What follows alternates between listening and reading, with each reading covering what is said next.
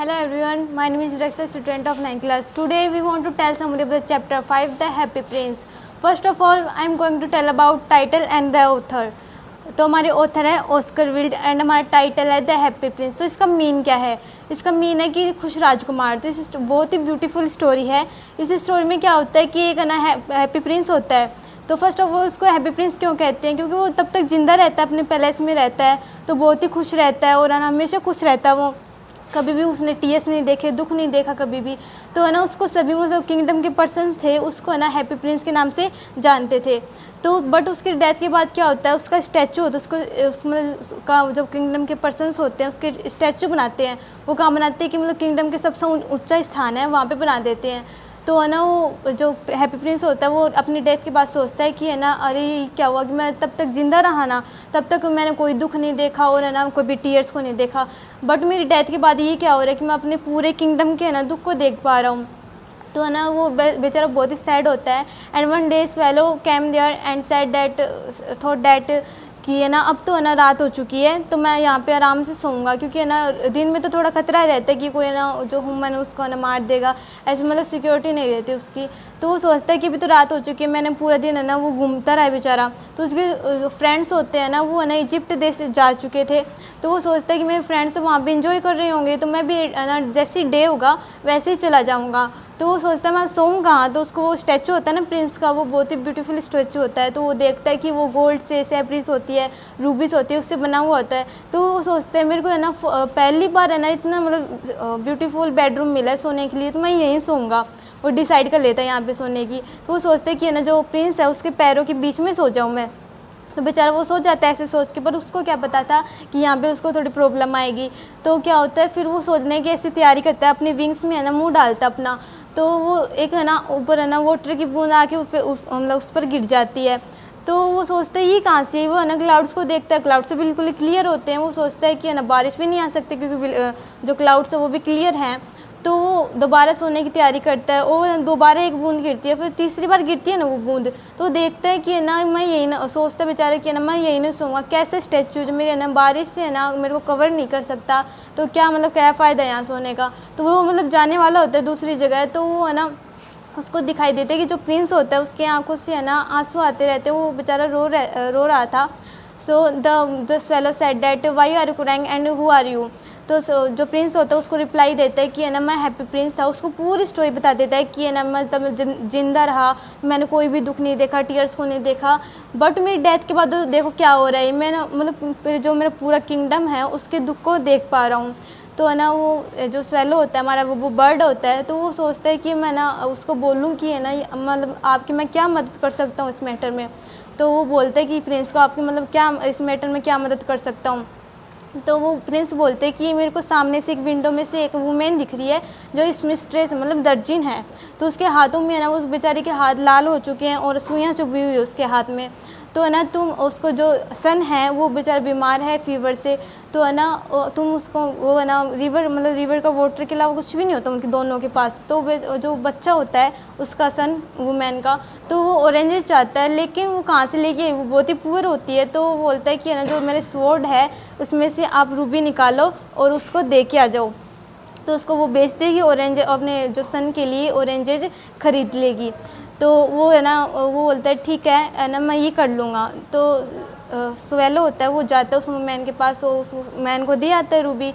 और जो प्रिंस होता है उससे कहते हैं कि है ना मैंने आपका काम कर दिया, तो आप मुझे अब जाने दोगे ना इजिप्ट। मतलब उसको भी स्टोरी बताते हैं प्रिंस को कि मेरी मतलब जो फ्रेंड्स है वो इजिप्ट जा चुकी है, तो मेरे को भी जानना है। तो वो लेकिन क्या होता है कि जो प्रिंस होता है वो उससे रिक्वेस्ट करते हैं, प्यार से बोलते हैं oh my dear swallow, my little swallow, आप है ना एक रात हो ना रुक नहीं सकते मेरे साथ। तो इतनी रिक्वेस्ट के बाद क्या होता है उसको मतलब स्वेलो को ऐसे लगता है ठीक है एक रात रुकना चाहिए मेरे को।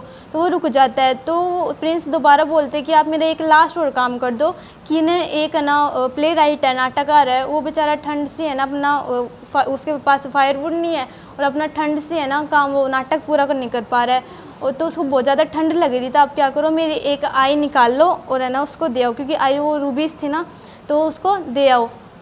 एक रूबीज तो स्वॉर्ड की तो वो दी आई थी, और जो आइस थी उसकी सेपरेट से बनी हुई थी, दो आइस थी उनमें से एक दे आओ। तो जो स्वेलो बोलता है okay I can do it and the swallow flu for play right house. So the swallow give a surprise of playwright. तो प्रिंस कहता है, उसके बाद दे आता है वो swallow. प्रिंस कहता है ठीक है आपने ये दे दिया है, तो उसको बहुत ही अच्छा लगता है. And after that So after that, the prince said the swallow archway a magical. His match fell into the gutter and he was very crying. So you put out my second sapphire and give to her. Or then the swallow put out his second sapphire and give to the magical, and magical was very happy. फिर one day क्या होता है कि जो swell और जो Prince होते हैं वो एक दूसरे से बात करते रहते हैं.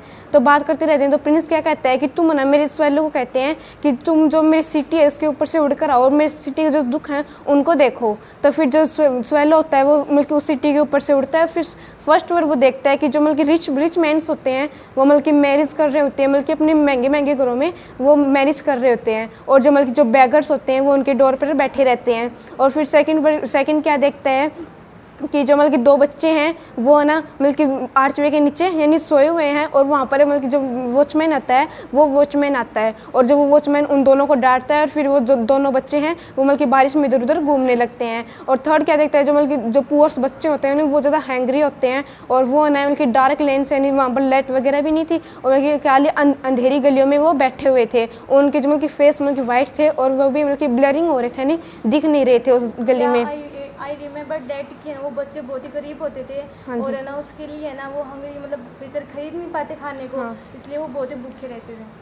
हाँ जी, यही है कि मतलब कि उनके पास मतलब कि वो बहुत ज़्यादा पुअर थे ना, तो उनके पास मतलब कि पैसे वगैरह कुछ नहीं थे, मनी भी नहीं थी उनके पास. इसलिए ना वो बहुत ज़्यादा हैंगर मतलब कि कुछ मतलब खाने के लिए कुछ खरीद भी नहीं सकते थे. इसलिए मतलब कि वो बहुत ज़्यादा पुअर थे. और फिर एक दिन क्या होता है मतलब कि ये सारी बात होते हैं, वो स्वेलो होता है मतलब कि देख लेता है अब सिटी के ऊपर से. फिर वो प्रिंस को जाकर बताता है कि आपकी सिटी तो मतलब कि बहुत ज़्यादा सैड है और मतलब कि बहुत ज़्यादा दुखी है. तो जो प्रिंस होता है मतलब कि वो भी बहुत ज़्यादा सैड हो जाता है और कहता है कि जो मतलब कि मेरा शरीर है यानी मेरी स्टैचू है ये पूरी गोल्ड से बनी हुई है. तो मतलब कि 100 वार तो मैंने उसको दे ही दी और एक आई जो सैफायर थी वो भी उसको दे दी है. तो मतलब कि अब ना जो मेरा गोल्ड बचा है मतलब कि एक लीफ बची है वो ना तुम जो पुअर पीपल हैं यानी गरीब बच्चे हैं, फिर ये इनके जो माता पिता हैं उनको गरीब पीपल्स को दे आओ. तो वो स्वेलो होता है वो ऑर्डर को फॉलो करता है और जो मतलब कि जो एक लीफ होती है गोल्ड की वो मतलब कि पुअर पीपल को मतलब कि शेयर कर देता है. और जो मतलब कि पुअर पीपल होते हैं वो उस सिटी के वो बहुत ज़्यादा खुश हो जाते हैं, मतलब वेरी हैप्पी हो जाते हैं. फिर वन डे क्या होता है, जो स्वेलो होता है वो ना बहुत ज़्यादा वो वहाँ पर बहुत ज़्यादा ठंड होती है. तो ठंड होती है तो उसको ना मतलब कि कोई गर्म स्थल भी नहीं मिल पाता है. और फिर वो जाता है मतलब कि वो फिर वो सोचता है कि अब तो मेरी डेथ होने वाली. तो मतलब कि वो मतलब कि उसको फील ही होता है ऐसे कि मेरी डेथ होने वाली है. तो फिर वो लास्ट बार सोचता है कि मैं जो मेरी एक पहली उड़ान है लास्ट जो पहली मतलब कि लास्ट एंड फाइनली उड़ान है वो मैं प्रिंस के कंधों तक पहुँचना चाहता हूँ. तो प्रिंस को कंधे तक मतलब कि वो अपनी जी जान लगा प्रिंस के कंधों तक वहाँ पर पहुँचता है. और वहाँ पर प्रिंस को जैसे गुड बाय बोलता है तो प्रिंस जैसे कुछ कहने वाले होते हैं ना तो प्रिंस की जो मतलब स्वेलो होता है वो डाई होकर उसकी फिट में आकर गिर जाता है. और प्रिंस के अंदर से कुछ क्रैक होने की आवाज़ आती है. तो कुछ क्रैक होने की आवाज़ आती है तो प्रिंस को फील होता है कि जो मेरा लीडन हार्ट था, मेरे शिष्य का दिल था, वही क्रैक हुआ है. तो फिर उस दिन एक जो उस सिटी का जो मेयर होता है वो मेयर भी आता है. फिर सबसे पहले मेयर जो स्टैचू होती है प्रिंस की उसको देखता है. तो प्रिंस की स्टैचू को देखता है तो फिर वो कहता है कि Prince is so early, Prince तो एकदम बहुत ज़्यादा भद्दा है और जो इसके पैरों में तो एक मतलब कि बर्ड भी मरा हुआ है. और जो मतलब कि यहाँ पर फिर वो उस बर्ड को मरे हुए देखा तो मतलब कि उसने एक रूल बनाया. तो उसने क्या रूल बनाया कि उसका रूल ये था कि यहाँ पर मतलब कि बर्ड मरने के नहीं परमिशन नहीं है, पर बर्ड नहीं मर सकते हैं. और फिर क्या होता है कि जो वो एक रूल बना देता है और फिर जो मतलब कि अपने उसको मतलब कि मैसेंजर होते हैं उसके जो नीचे काम करने वाले होते हैं उनको कहता है कि जो प्रिंस की स्टैचू है इसको गिरा दो. यानी वो उसको उस स्टैचू को गिरा देते हैं प्रिंस की स्टैचू को. एंड जो स्वेलो होता है उसको और जो प्रिंस का लीडन हार्ट होता है उसको मतलब एक कचरे के ढेर में फेंक देते हैं. तो फेंकने के बाद क्या होता है, one day the god sent his messenger to the bring earths two beautiful things and then his messenger bring to the earth two beautiful things, princess Liden heart and diabird swallow. Then the god was very happy. Thanks, have a nice day.